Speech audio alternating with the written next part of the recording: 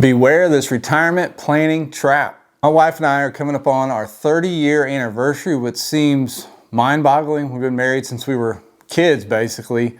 And thankfully, and I can do a whole other video on this about how important the right spouse is to your financial success, but thankfully, for the most part, over our 30 years together, we have been on the same page financially. The decisions we've made some errors, but we kind of made them together. I've talked her into some things. She's talked to me into some things that we shouldn't have done. But overall, we've been on the same page and been able to grow our net worth, push towards financial success. At this point, both of us are closer to the end of our careers than the beginning of our careers.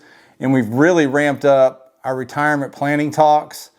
And we are really locked in together on what we want to do in the next 10 years to land the plane, so to speak, on our retirement. She may retire a little before me. She has her own business and has put a lot of blood, sweat, and tears into a very successful business over our time together. And she may retire a little bit before me. I don't know. She'll probably do something else in the gap before I retire. But regardless, we've been on the same page for the most part, and especially these last few years, trying to kind of lock in and get our savings maxed out and get on down the road to have a really fun, not only dignified retirement, but a fun retirement, and be able to do all the things we want to do while we're still young in retirement.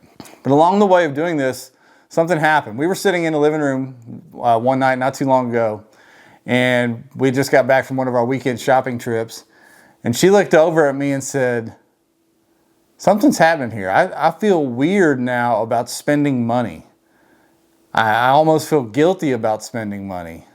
And I said, "What do you mean?" I hadn't really thought about it. I said, "What do you mean?" She goes, "Well, we've been on this retirement planning talk, talking about saving money. We're maxing out your work retirement plan. We're saving money outside of that plan.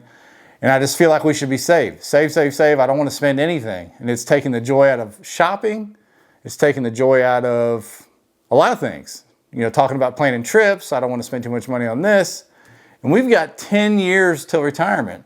So the retirement trap you need to look out for is becoming a miser or a savings addict, if you will, and forgetting to live on that 10-year journey, 20-year journey, whatever that journey is to the end of your retirement countdown, forgetting to live along that journey with that goal at the end in mind, and you just kind of forget all the in-between time. We talk about the time value of money and compound interest, and I wish I'd invested 30 years ago.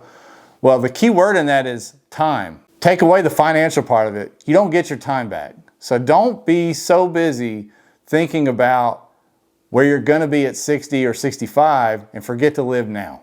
A few things you can do to mitigate that from happening to you. We talked about it. We're kind of out of that. We're not going to get stuck in that rut, but we were there and we didn't even realize we were there. It kind of snuck up on us. So let's talk about a few things you can do to kind of check some boxes and make sure you don't get stuck in that savings addict or planning mindset and forget to live now. Number one, make sure that you have your savings set up automatic, whether it's through your workplace retirement plan or an outside brokerage or whatever. Pay yourself first. Set that money to the side for your savings, for your retirement, for your future. That way you can freely spend what you have left and not worry about saving after the fact. You shouldn't feel as guilty about going and having a little fun, doing a little shopping, going on a trip or whatever.